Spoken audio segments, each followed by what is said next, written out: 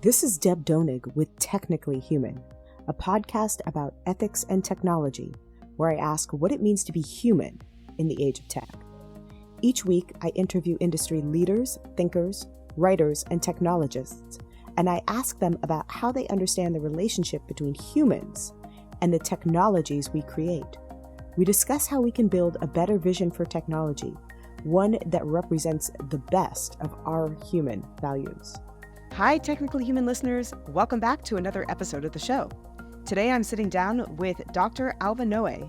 We talk about his new book, The Entanglement, and the relationship between technology, philosophy, and art. In The Entanglement, Professor Noë explores the inseparability of life, art, and philosophy, arguing that we have greatly underestimated what this entangled reality means for understanding human nature. Neither biology, cognitive science, nor AI can tell a complete story of us, and we can no more pin ourselves down than we can fix or settle on the meaning of an artwork. Even more, art and philosophy are the means to set ourselves free, at least to some degree, from convention, habit, technology, culture, and even biology. Dr. Alva Noë is a philosopher of mind whose research and teaching focus is perception and consciousness and the philosophy of art. He is the author of Action in Perception, published by MIT Press in 2004, Out of Our Heads, Why You Are Not Alone in Your Brain and Other Lessons from the Biology of Consciousness, published by Farrar Straus and Giroux in 2009, Varieties of Presence, published by Harvard University Press in 2012, Strange Tools, Art and Human Nature, published by Farrar Straus and Giroux in 2015, Infinite Baseball, Notes from a Philosopher at the Ballpark, published by Oxford University Press in 2019, and most recently, Learning to Look, Dispatches from the Art World, published by Oxford University Press in 2021. He holds a Bachelor of the Arts from Columbia University, a Bachelors of Philosophy from the University of Oxford, and a Ph.D. from Harvard University. He teaches in the philosophy department of UC Berkeley. Hi, Alva. Hi, Deb. So, Alva, I want to start off with the title of your new book, The Entanglement. What did you mean to get at, or what problem did you aim to invoke with this title? What exactly is entanglement? As is often the case in philosophy, it's hard to sometimes put things in a nutshell. In a way, the whole book is my attempt to answer that question. Actually, on that nutshell point, I had an advisor in graduate school who was a famous philosopher named Hilary Putnam. And he once said, if you can put your philosophy in a nutshell, it's probably where it belongs.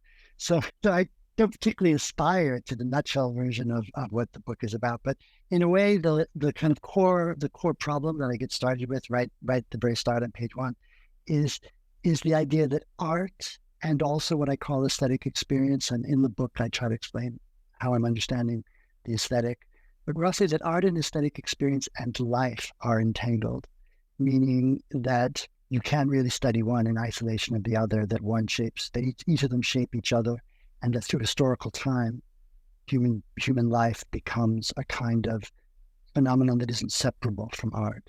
And this becomes really exciting positively and exciting negatively. It becomes exciting positively because it means that art is really a basic, crucial, essential part of our lives. It's not some kind of late little extra cultural add-on.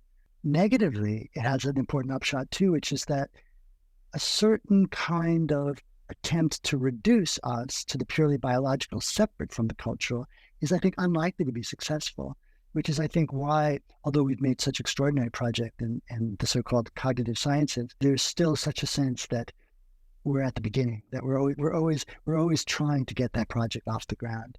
And I think that's partly because science, or at least experimental science, hasn't quite figured out how to bring our aesthetic character into its object.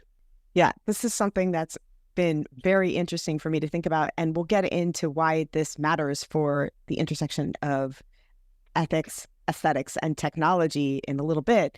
But the way that I'm coming at this and approaching it from the perspective of somebody trained in literary studies is that this claim is quite exciting for me, particularly to apply to the realm of ethics and technology, because as a literary scholar, one of the fundamental claims that we make is that aesthetic forms such as genre, for example, are responsible for not just giving us a way to categorize our experience, to select and arrange facts, for example, or perceptions into coherence, but also the very basic categories in which our perceptions are metabolized. And to give a little bit of the sense of what I mean by this, when I talk to undergraduates frequently, I give them the example of saying, okay, you have a man who rides onto the screen in a movie and he's wearing a hat and he's on a horse. What kind of story do you think that you're in? And they will say, well, this is a Western. I said, well, what do you think will happen in this story? And they say, well, there's probably going to be a saloon fight. There's probably going to be a shootout. He's probably going to rescue a good-looking woman from a precarious situation, et cetera, et cetera, et cetera. And he's going to ride off into the sunset after defeating the bad guy. And I say, so you got all of that from the very first perception that you have of a man riding in with a hat on a horse. I say, so this idea of genre gives you not only a sense of what to expect, what will come next, but it's also the very basic perspectival lens by which we arrange our own experiences. If you walk into a bookstore and you think that you're in a romantic comedy, you're going to behave very differently, anticipating very different things than if you, for example, think you're in a horror movie, right? When you meet a good-looking guy and you think that you're in a rom-com, you'll say one thing. If you think you're in a horror movie, you'll say another thing. So live the stories that we know. And on a very basic level, bringing this to, I think, a philosophical perspective, I draw from thinkers like Henri Bergson, who use the idea of memory in particular as the basic perspectival lens. And it makes sense to me that you're bringing in art as the perspectival lens by which we understand and metabolize the experience, thus kind of making a claim that our senses are tuned by the things that we make, and that the things that we make then tune our senses, which then respond, right, in a kind of set of feedback loops. I guess the question that comes to mind for me here is, how exactly are you defining aesthetics? Is aesthetics simply the idea of form? Is aesthetics the idea of form in a particular artistic sensibility, or is there something kind of extracurricular to the idea of aesthetics for you? Thank you for that very detailed and well thought through question. And yeah, you kind of nailed one of the ways in which I think of the entanglement operating, that ways we have of representing our experience end up sculpting and shaping the experience. An interesting fact about that is that, as I think you indicated, what you're calling genre, what I tend more often in the book to call style, is both an enabler and a disabler of perception. So we're quick to make that discrimination that you noticed, but we're also blind to all sorts of differences around us because we don't have ready-to-hand pre-existing sort of stereotypes of what they are, or sort of clear stylistic maps of what's going on. If you and I, well, maybe I'll just date myself, I'll speak for myself. I can look at somebody and say, oh, they're dressed like they used to dress when I was a kid in the 1970s, or I recognize that as 1950s dress. And so I can, for me, in 1960s, something very different altogether. So I have the eyes, I'm trained to see the difference between 1970s, 1960s, 1950s. Now you show me 1870s, 1860s, 1850s, and it all just kind of looks like old-fashioned 19th century dress. For me, it's one blur. Through cultivation, through education, through learning to look, I can actually learn to be as attuned to those differences as I am to these ones that are more immediate in my life. So that's an example where we, often where we can be limited by the filters of our stylistic intuitions. It can go in the other direction as well. An example I like to give is, one of my favorite movies is Blade Runner, the Ridley Scott movie. That's set in the distant Los Angeles post-apocalyptic future, right around now, actually, I think. But what's interesting is when you look at that movie, you can tell it was made in the 1980s because of the large shoulder pads and the bouffant hairstyles that the characters have, whether it's the Harrison Ford character or some of the women characters. They're just, now at that time, those stylistic markers of the age they're in were invisible to them because they just took them for granted. They were baseline from which they dressed up like in the future. So they couldn't see how they were actually enacting the markers of their particular stylistic moment. They were blind to that. So one of the things that I think when we engage with film or with music or with dress or with really any aspect of our lives is we negotiate what we can see and what we can't see. And often that has to do with developing sensitivity to styles. Now, one way I'd like to use the term aesthetic, I'm going to use it in different ways, but one way I'd like to use the term aesthetic is to talk about that kind of skillfulness that lets us discriminate genres and styles as the exercise of a kind of aesthetic understanding.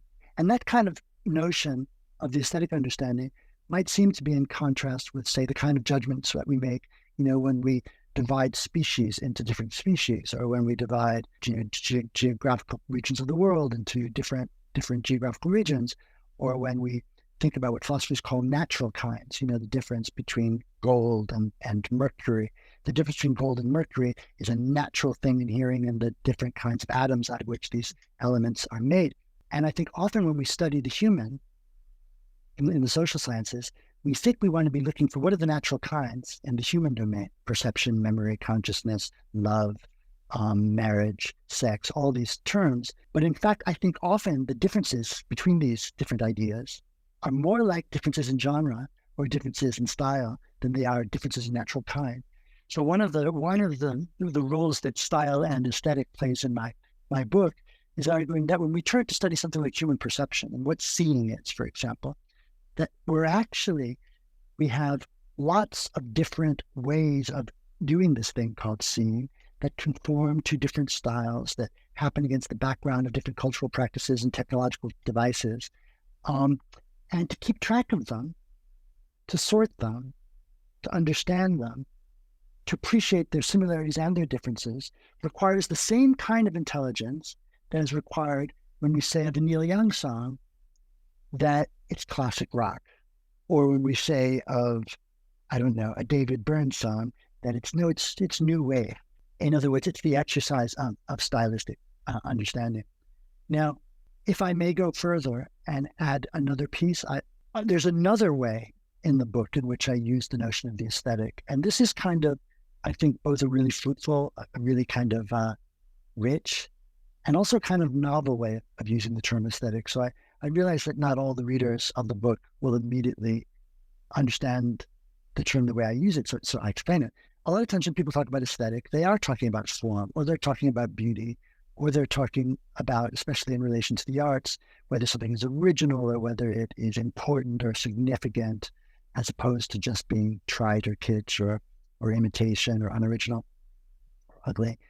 But I have something different in mind when I use the aesthetic, although I think it's closely related. For me, the aesthetic is what happens when we find ourselves unable to see the things that are right there in front of us, because for one reason or another, we haven't cultivated the ability to make the kinds of discriminations that we need to make. The aesthetic for me names that work from not seeing, that work that we do to make a transition from not seeing to seeing, or from seeing to seeing differently.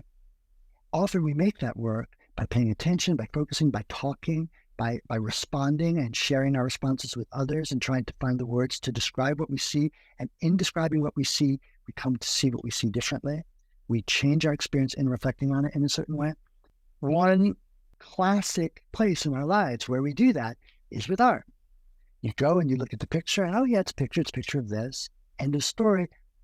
But it isn't the end of the story, because one of the things about a painting, whether it's an old-fashioned painting or an avant-garde experimental painting, it doesn't matter. One thing that's typical of paintings is that they always hold more if you're willing to give them more of yourself. If you look a little harder, notice more, think about composition, think about color, think about content, think about historical context in which the work was made.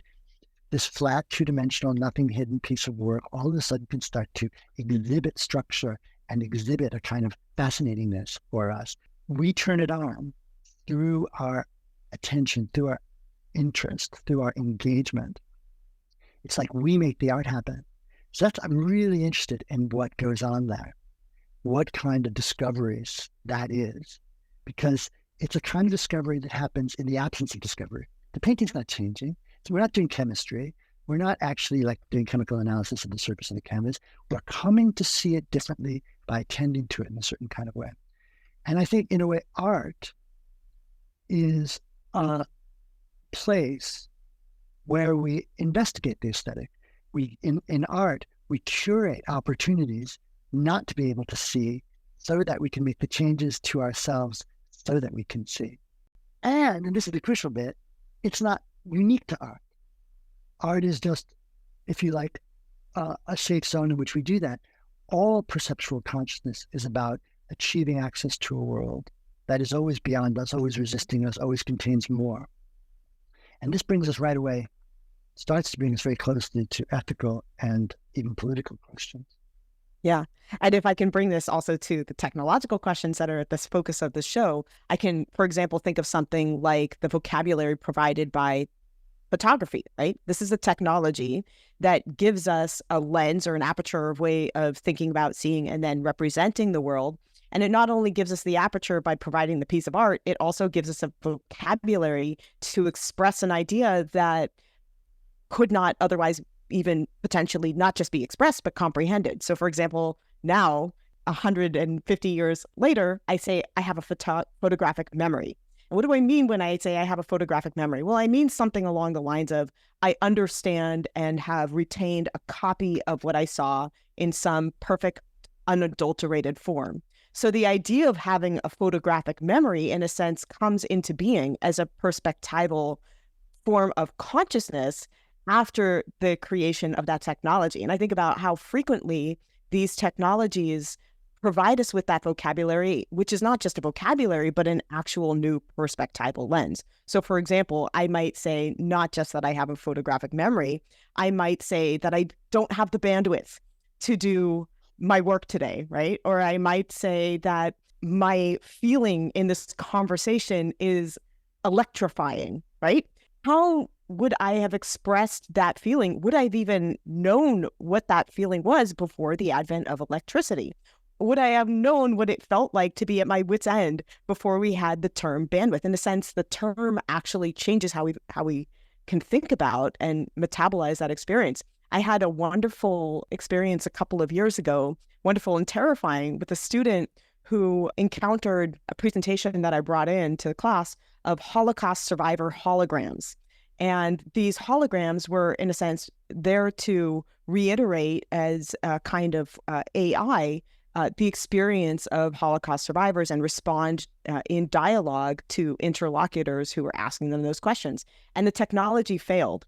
And what the student said to me was, it's just like my grandmother. The hard drive goes out in her memory all the time.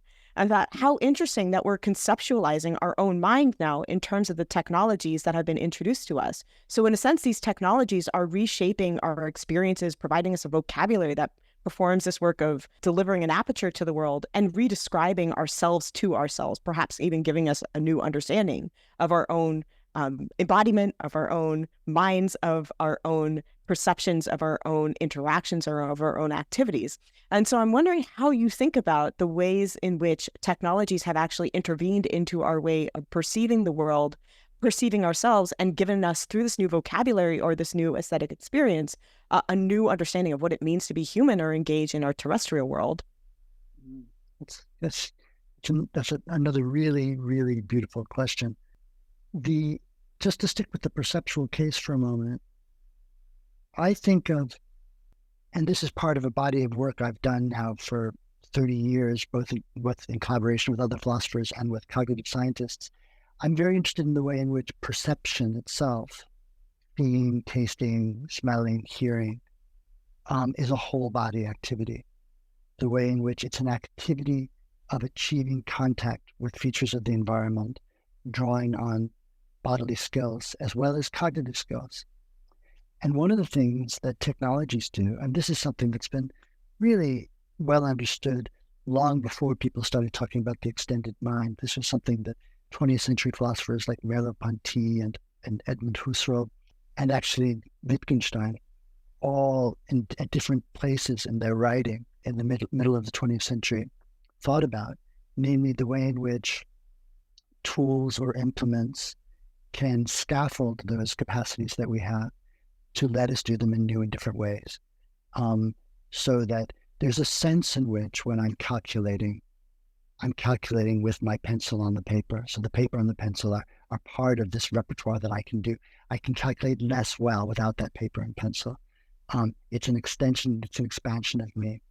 And Merleau-Ponty's favorite example was the woman, he imagined this in the 1930s, a woman with a hat with a feather in it. When she walks through the door, she doesn't need to think about the length of her feather and think about the height of the door. The feather has become part of her body schema, as he would have called it, so that she just can gracefully step through the door. Or another example that he used was when you're parking the car. This is before now the kids listening to this all have cameras in their cars telling them how to back in. But it used to be you just kind of knew where the end, where your rear end was when you're pulling in, when you're parallel parking. You can feel it. So the idea that technology expands what we can do, how we can think, our cognitive lives, is really an old one and an important one.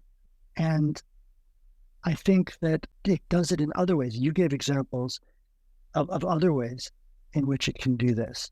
Your language was the language of giving us vocabulary, but you might say it makes possible the grasping of thoughts. For example, how could we think about 14 days from now if we didn't have the vocabulary of time and days? So a dog can't, no matter how smart a dog is, my wife is a professional dog trainer, no matter how smart a dog is, it can't think about 14 days from now because it doesn't have the vocabulary, it doesn't have the concepts, it doesn't have the understanding.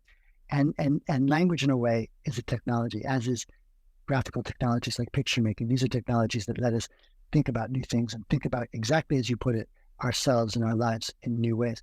My favorite example of this, or at least a one that captures it in its full richness, comes from the art historian Anne Hollander. I mentioned this in passing in The Entanglement and also in my book Strange Tools. Anne Hollander describes getting ready to go out for the evening, and you apply your makeup and you fix your hair and you put on your nice clothes. And then when you're leaving the apartment, you stop and you look at yourself in the mirror that hangs by the front door, and you kind of compose yourself in the mirror.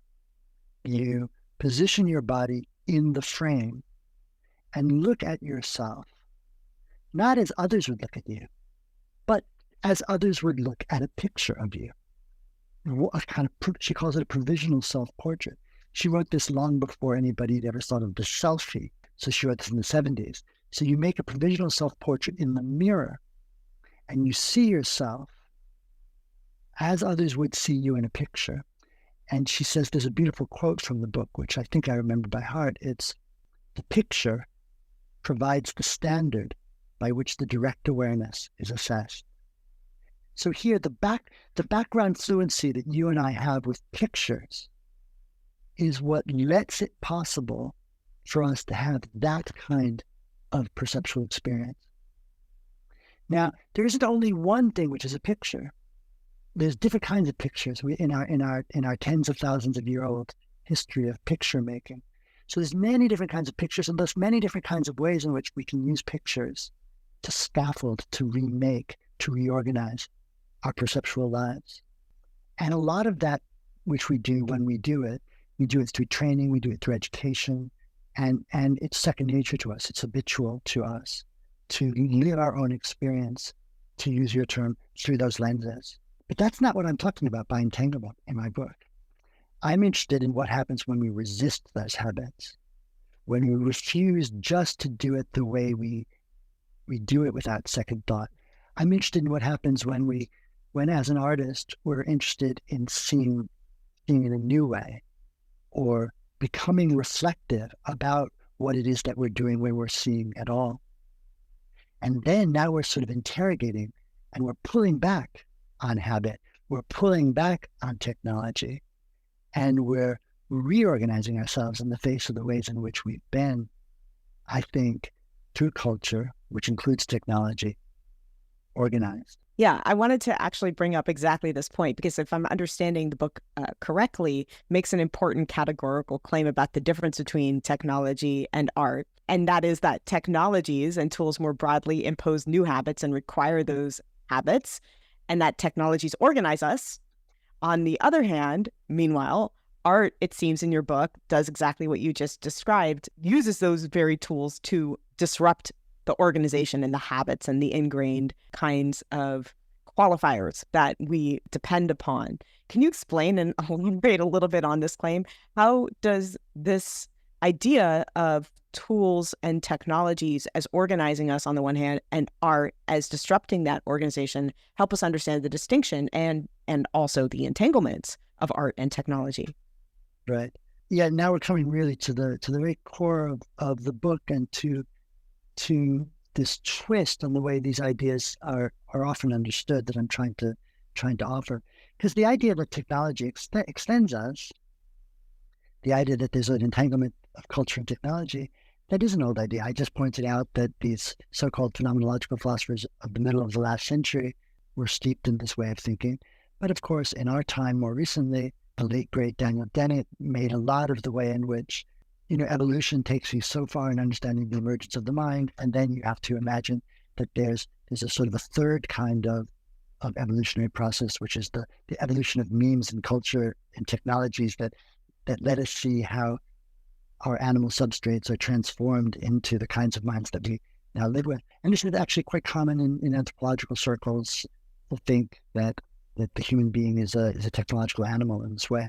In my thinking, I really start with the idea, and this is quite, I defend this theoretically, but it really comes from my experience of my own life too.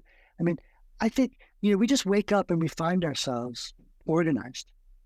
We talk and we walk and we dress and we function in all the ways that in a way are laid down for us. We inhabit, we incorporate rules and regulation that are not our own devising. We are governed without ever necessarily giving our consent. I just mean literally the way we inhabit ourselves in dialogue with each other. So a very central notion for me is the notion of organization, that we're put together by habit, by culture. A huge part of that is technology. For you to write with a pen is for you to learn a way to hold the pen and regiment your body and your posture, and for the pen to be there for you as this implement that you can just without cognitive expense put to work. It needs to become, as Merleau-Ponty and others thought, a kind of cognitive extension of your body. I think that one of the main drivers that we have as artists, but I might add also as philosophers, because for me, philosophy and art are kind of brother and sister, is to sort of get a better understanding of the ways we find ourselves organized. It's as if we're lost in this ever more complicated nests of organizations, these impositions of culture and technology. The very act of bringing the ways we are organized into view, however, has the remarkable feature of giving us resources to change, and in fact drives change.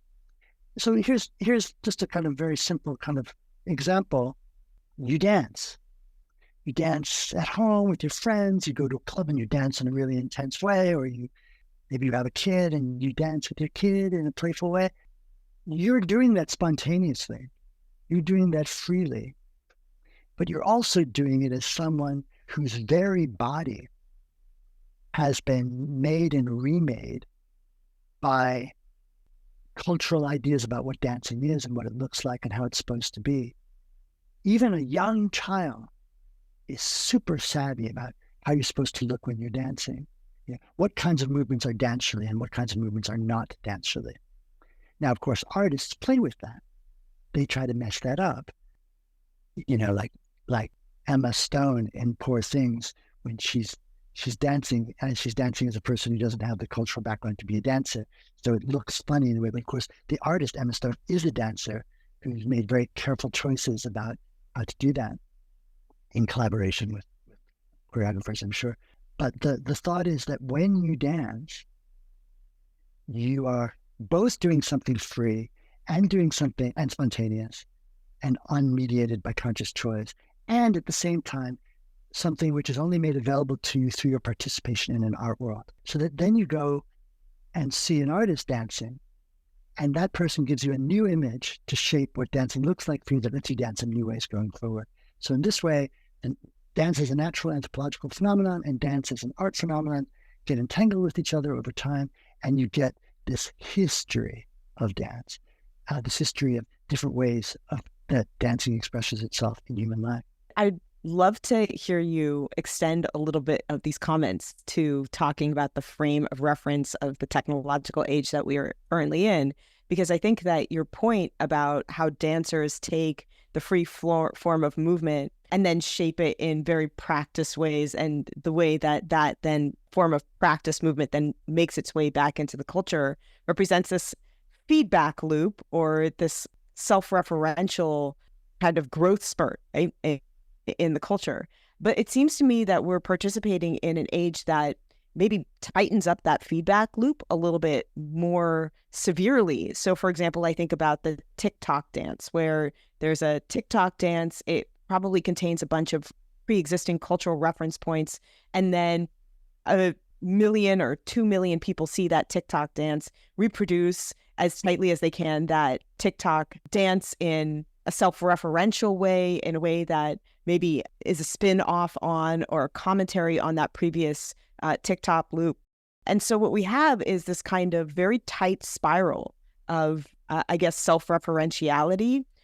In mathematical terms, we might call it a fractal growth. And then what intervenes into that is not just the fractal growth of the constant observation, input, and then re-observation, but also a system of algorithms that are amplifying and then connecting all of these disparate pieces of art into a very kind of a tight body of work that then gets ingested and reproduced. We see this not only on the level of TikTok, and I'm bringing this up because you have spoken specifically about dance, and this is a site where a lot of those dance movements are happening in the way that I think I described, but also in the context of something like large language models, which ingest a ton of data that already exists out there, much of it artistic, reproduces that data in some remediated form, and then that remediated form becomes part of the data that that model then ingests. So we're in this particular moment right now, because of the technologies that we're in, that our art may be developing into an ecology that I'm not sure we've seen before. Do you think that our particular technological moment and the particular technological tools, insofar as they ingest data, reproduce it, and then use algorithms to link these new pieces of art, so to speak, together, might be changing the production of art or the way that art is able to disrupt us? That's interesting. I don't think so, actually. Leaving large language models aside for the minute, just focusing on the TikTok piece, I definitely think that there is an amplification and an acceleration, and there's some change in modality for sure. But there's sort of two forms of information transfer. There's the kids in the videos making the choreographies. There'll be 10,000 kids all doing a variation on one theme, and you can just spend an hour linking from one to the other. You could watch 200-minute-long dances in an evening. You get that. But what you also get then is that the people who watch those dances, me, couch potato at home scrolling, am getting indoctrinated in a new way about what dancing can look like. So then fast forward, I'm invited to a friend's party and I find myself dancing, and not necessarily with any conscious recollection of what I've seen on TikTok. Spaces of informal movement possibility have been opened up for me through what I've learned, through what I've seen. In a similar way, I listen to you talk and it can influence what I think I can do with my choices of words, or I listen to a poet and I can have that kind of influence. So you get a lateral dance artist to dance artist influence, which is amplified and accelerated through TikTok. And then you get a kind of vertical dance as represented art form in video, looping down and changing dancing as it happens at parties and weddings and funerals, right? Without cameras and without videos. And that's just more of what we've always known. That's more of how it has always been. It's amplified and it's accelerated in just the way that now we post pictures on social media. Before, it used to be much more expensive production to make pictures and print them out, or even earlier to have somebody draw them. But these are the loops that you're talking about. And I think the basic mathematical properties of those loops are not changing. There's a side of it that has to do with control and those algorithms being run by sort of capitalist enterprises that are kind of in the context of the attention economy, keeping us captured and sending us on a slippery slope where you can't stop and forcing us in certain directions. That might be new. The form of it might be new, although it's just a new kind of propaganda, or a new kind of advertising, or a new kind of manipulation. But it's, again, in terms of the kinds of disruptions that are offered. Let me say something a bit basic. Let me take it down for your listener, back to something more basic point. The interesting thing about technologies is that they are oriented towards certain purposes and functions. Tools are for certain things. So the iPhone has certain purposes. And design, let's just reserve the term design now for the making of technologies. What designers do is they're guided by utilities, and they're guided by outcomes, and they're guided by standards that they have to figure out what they need from their instruments, what they need from their technologies. So if the iPhone if it's impossible to source the materials that you need to make it, or if the production costs are too high, or if the surrounding infrastructure is not available, or if it's too expensive in the end, it fails. Throw it away, it's a loser. If none of those things apply, if you can source it, and if you can produce it, and if you can deliver it, if you can transport it at the right price point so that people can buy it, and if the infrastructure is in place to let it be useful, then you've got a success. And millions and millions and millions of people use one or want to use one. But at the background of all that is this: we have the criteria for deciding.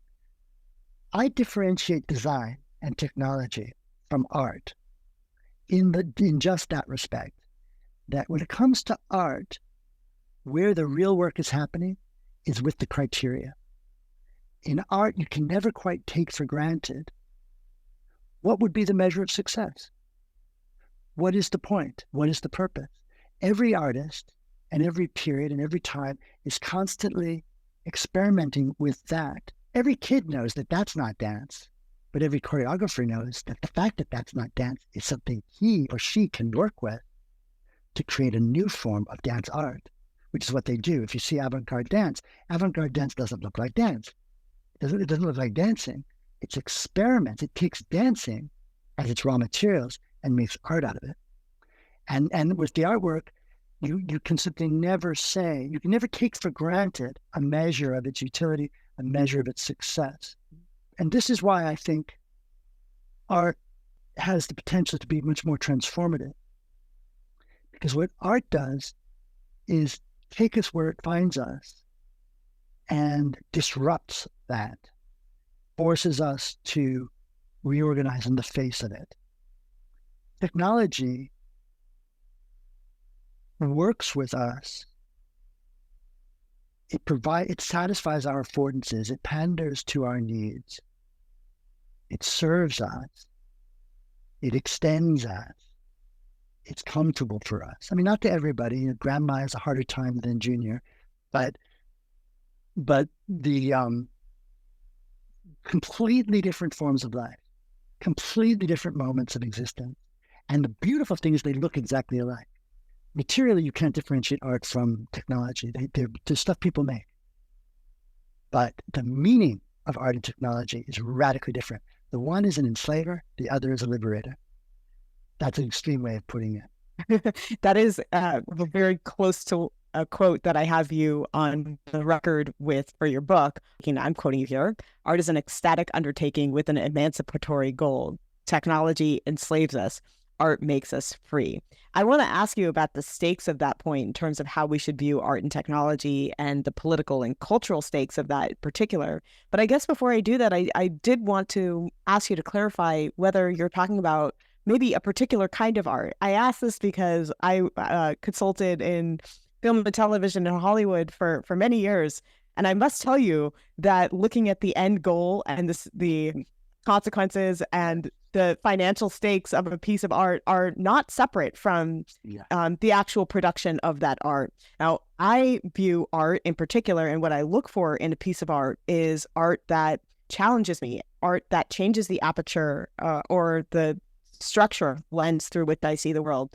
But I'm not sure that that's how everybody sees art. I think that a lot of people want art to agree with them or to amplify or reify the political positions the cultural positions that they already hold. And I bring this back to our technologies because I think that our technologies currently are working in synchronicity with some of those profit goals and some of the alignment of wanting art to agree with us in certain ways. And I wonder if that's changing the kind of art that people produce or the kinds of ways that people perceive art to begin with. On the other side, I see tools like ChatGPT being tremendously disruptive to our culture and to our politics, and to maybe, I would argue, in certain ways, liberating us from certain ingrained ways of doing things or certain expectations or certain hierarchies of power. And I think that that's a controversial point. I, in fact, have made the opposite point when talking about the way that tech creates new overlords and in the process of disrupting the old ones. But I wonder if you had a clear idea of what you're referencing when you talk about art, or whether this idea that art frees us and technology enslaves us confines your definition of both of those two terms in certain ways to certain kinds of art and certain kinds of technologies. Right.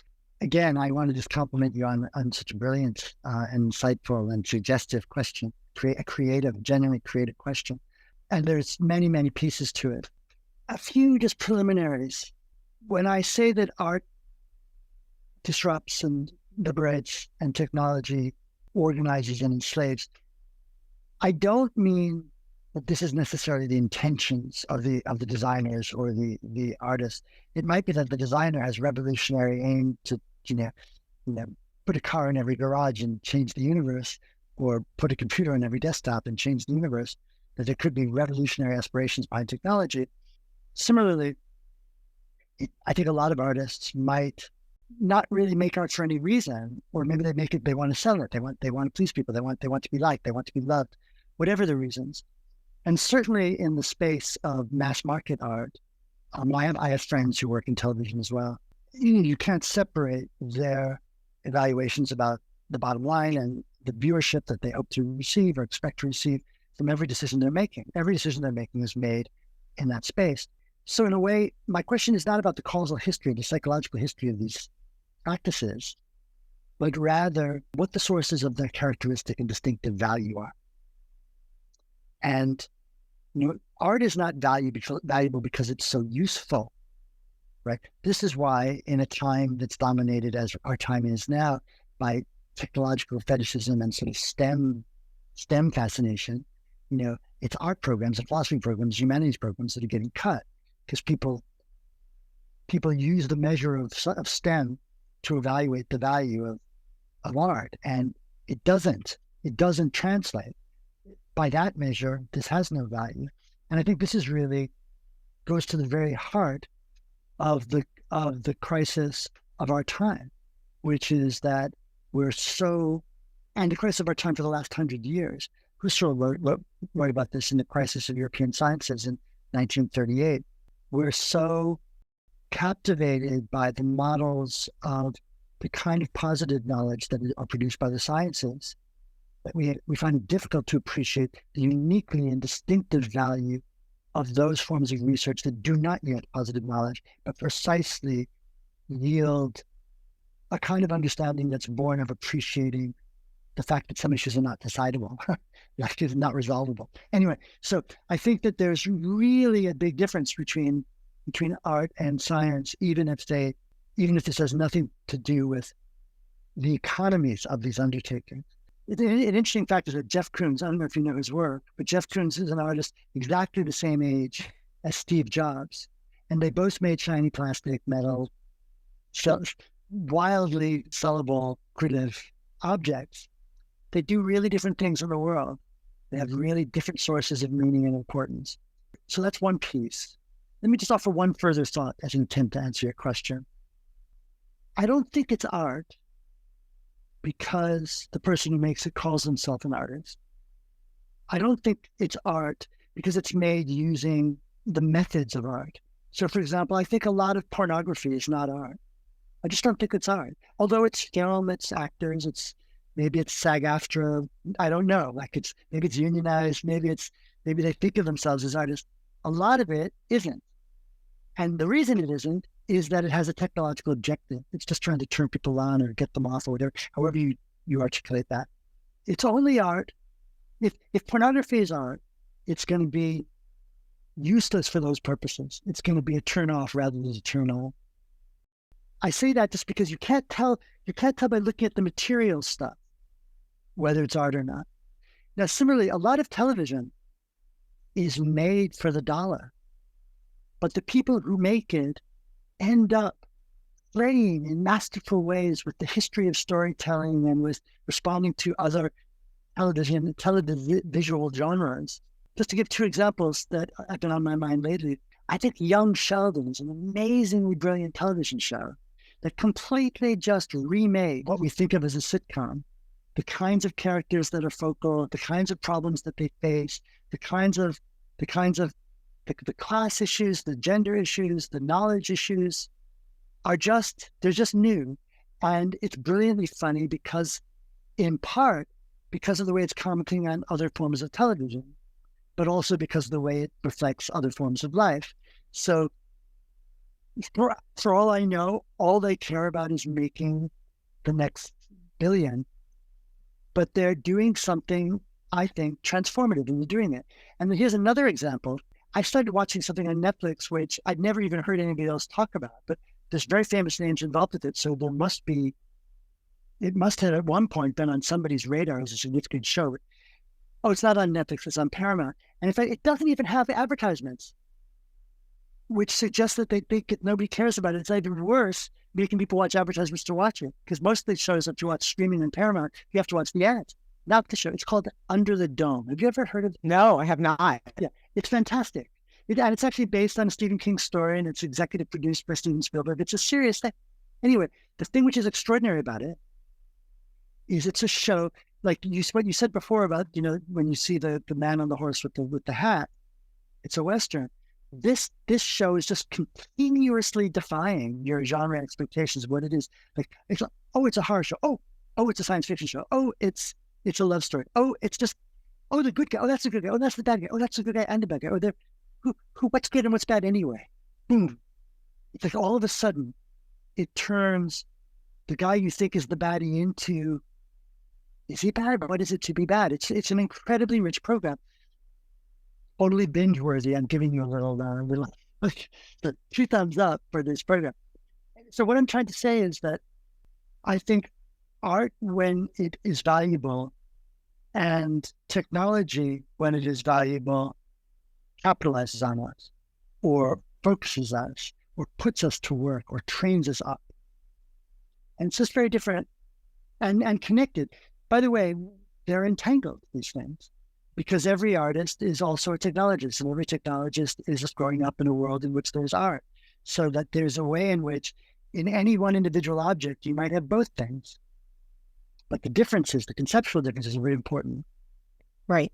And as you were talking, I'm thinking, well, do I agree with this? Do I disagree with that? I think about the current complications and debates around somebody like Tolstoy, right? Tolstoy, who in a sense invents or helps co-create the technology of realism that lends itself to something like photography, I think produced incredible art, right? I mean, I don't think that there's a lot of people who would say, well, Tolstoy, that's just utility. But in the context of the Ukraine war today with Russia, there's a lot of people who would make the argument that Tolstoy actually wrote what you're describing as technology. In other words, manifested political screeds that helped to develop the idea of a greater Russia. And so I guess, one of the complications that come up, and I think you're right to call them entangled, is that what appears to us from one perspective or from one period of time as art may in another period of time appear to us as technology. I think that a lot of the art that people would readily place in the category of art right now is art that is advancing a certain political set of properties or beliefs forward in service of a political movement, for example.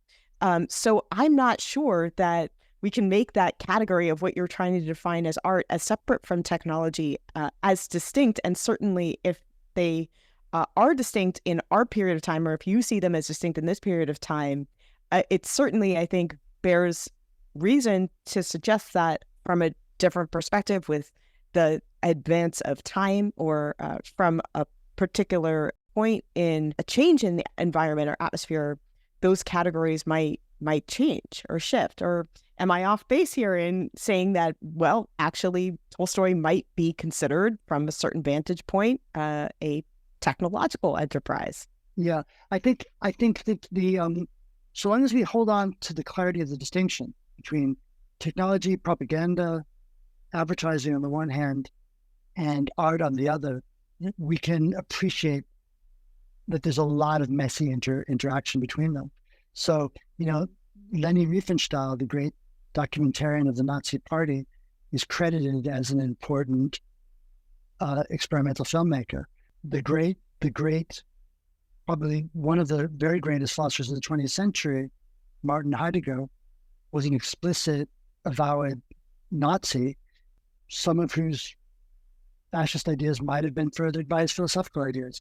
The church famously filled its spaces with didactic images to instruct the masses about what the liturgy teaches, and also managed to make art at the same time. So I think you get sort of foldings and things can be two things at once. Something can be a sculpture and a doorstop, but it's not, as a sculpture, it's different from the doorstop. So one thing could be two things. And I think that's a really important thing to appreciate here. Actually, maybe the best example of this twofoldedness is works of architecture, which at their best offer new conceptions of what it is to occupy a space, what a home could be, what a workspace could be. Architects change the universe in that sense. At the same time, they have to build buildings that keep out the rain and that don't fall over, that need to be governed by technological standards of architectural adequacy. Right. So it's messy, but that doesn't mean these things collapse into each other. Well, to add to the mess, there's another complication that occurs to me. I teach a course on ethics and technology and art. The official title is Technically Human, the Art and the Ethics of Technology. And in the course, the last aesthetic object we look at together is the movie WALL-E. And WALL-E, in many ways, is a movie about art. It's about the way that human beings engage with our own creations, both technological and aesthetic. And in that course, we talk about the possibility and the plausibility of dialectical human emotional relationality with machines. After all, not only do the human beings in WALL-E have emotional relationship with their technologies, but as we're watching that movie, we are having an emotional relationship with that machine, that is to say, the character WALL-E, through machines, right? We are living with those machines as intimately and in a relationship as intimate as we do with any of our roommates. So the idea that we have this kind of creative intimacy with our technologies, that they evoke all kinds of emotions and intimacies from us that we typically think of as art, is something that our course discusses. And we end that discussion by me reminding them that WALL-E is not just a story about technology. It's a story that was actually co-created by technologies, CGI, animation technologies, etc. And I think that this is something that we might recognize as fundamentally true. You can't create a photograph without a camera, which is a piece of technology. You can't create a drawing without brushes and pencils and all of those technological tools. But I guess the question that I want to ask about this kind of entanglement is there a change in the threshold between technology as a tool and technologies as co-creators? Does that threshold change as those technologies change? And how do we think about technologies not just as part of the art of creation, but also part of the act of creation? This is an important topic, one that it will be a challenge to do justice to. The simple answer is, what makes so many of Pixar's creations valuable is the quality of the storytelling, and the raster graphics and the CGI is just a tool. It's not part of the creative story. It's part of the building blocks out of which something creative was accomplished, not by the technology, but by the men and women who are just down the street from us here in Emeryville, writing the stories. When Ed Catmull and his friends were founding Pixar, their objective was to sell the hardware that they used. And they only made the first animated films as advertisements for what the hardware could do. But in the process, they hired people who knew a thing or two about storytelling and used this fancy pencil, this fancy way of making an animation to make a new kind of animation. But the thing about it, if people don't go to Pixar movies to ooh and ah over the powers of the technology, they go because they can relate to the characters and the stories. So in a way, I think that's just it's a new kind of pigment. It's a new kind of production process. It's a new kind of camera, but it's not a new kind of art. I don't think. The really interesting question, where your question is truly leading, I think, is to creation processes that seem to be more genuinely autonomous of human control and agency, such as what you might find with the kinds of works that come out of LLMs and new artificial intelligence technologies, where you have systems that are like us, trained up on vast bodies of data, and that produce novel work from that data. Some of that work is artistically interesting, maybe, or at least in principle, is artistically interesting. I think that there's a related question here, and I'm sorry to interrupt you on this point, but I think that maybe we can thread the needle by tying these two ideas together. On the one hand, the capacity for generative AI to form new pieces of art, and on the other hand, the idea that our technologies themselves are, in a sense, embodied. I recall a couple of conversations I had, most notably and most recently, with Dr. Tom Mulaney on this point, where he walked me through the contingencies of how we got to the form and the aesthetics of the Anglophone computer, a set of contingencies about the design of the computer, a set of contingencies about how the Anglophone nature of presuppositions about how we want to organize language through the QWERTY keyboard in particular actually manifested the kinds of thoughts that we produce through that apparatus. And I bring this up because I think that there's an important dimension here of how the technology and the embodiment or the form that it has changes the kinds of thoughts or the structure of thoughts that we can produce. I'm wondering if you can pull that together with a couple of thoughts about large language models and how the form of these technologies are actually inducing us to think certain ways or create certain ways. Yeah, thanks a lot. That's a really important question. And I see how it connects to what we were just discussing. The physical material design of the Anglophone computer is an interesting technological historical story. It's a design story and it's a materials culture story. But it's really important not to lose sight of the fact that our design of these machines, our building of them, has nothing to do with the idea of them having bodies or them being given bodies by us. A computer no more has a body than a piano has a body. And a computer running a generative AI program no more makes art, I would finally want to argue, than a player piano does. So I think we're really easily misled when we think about the structure. And let me just stay with the piano for a couple of minutes more, because I think it's a very useful object of comparison. Because a piano is paradigmatically a piece of technology. It's a wildly complicated, almost Rube Goldberg-esque piece of technology, designed in Germany in I don't know exactly when, 1700s, 1800s. A contemporary piano is something on the order of 12,000 pieces of wood and felt and wire inside it to make the keys and everything work. To play the piano is truly to serve the piano. It is to become like a player piano. It's to learn to be governed, your body, your hands, your posture have to conform to the demands of this really complicated device, this really complicated instrument. That piano not only demands this of our bodies, and by the way, demands a certain normative kind of body, a certain kind of non-disabled body, but the piano itself is a kind of physical model of a certain way of thinking of what music is. This is all related to your idea about technology and possibilities of expression. right? So in fact, the piano is a kind of a digital model of what music is. The keys define the range of sonic possibilities, the intervals, the harmonic possibilities that are allowed, the scales that are recognizable are limited by the device itself.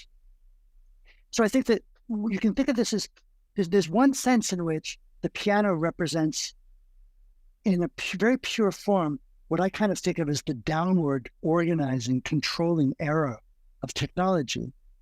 We're made into something by this piano. Now, what's interesting, actual artists who play the piano fight back. They don't just let the machine control them. They rage against the machine, to coin a phrase. They defy the expectations of the inventors. They sing and they shout and they bang and they pluck and they slap the thing and they stand up and they hit it harder than it's designed to be hit, and they force it to evolve and change. They adapt the machine to their needs. The machine adapts to their needs. So the reason I'm telling you this long story is both because I think it's an interestingly undertold story about art and technology, but also because it shows that the downward arrow is not enough. You need the upward arrow of resistance. And I think that the distinctive thing about human achievements is that we are not just conformers to rules and tasks, but we are resistors. We fight back, we push back. We simply aren't player pianos, we're piano players. We can't practice that well, we can't play it that perfectly. We need to do it in our own way. And it's that pushback, that's where art lives, in the entanglement between the downward arrow and the upward arrow. And I submit as my thesis for you and your listeners that computers don't participate. LLMs never participate in that. The LLM is totally comfortable living in the space opened up of the downward arrow. They're just following the logic of the algorithms that they embody. But they never are made anxious by that. They never fail in that. They never can't cope with that. They never need to resist that. They change, but they change within the space opened up by the downward arrow. Another way of putting this is computers play our games well and can compose text in our language well, but they don't invent their own language and they don't invent their own games. And when we compliment them on their brilliance, we're doing so by our own length. So finally, at the end of the day, the standard of value, the standard of meaning is always ours. And that's just a reminder that just as the toy broom that the child is playing hobby horse on isn't really a horse, the much more complicated tools with which we now can write music and play games isn't actually really doing any of those things. We are out of time. I will just say the computers are not doing that yet. They're not doing it yet. Alva, thank you very much for your time. Thank you very much for the conversation. It's been a lot of fun. Thank you so much. Really, really interesting.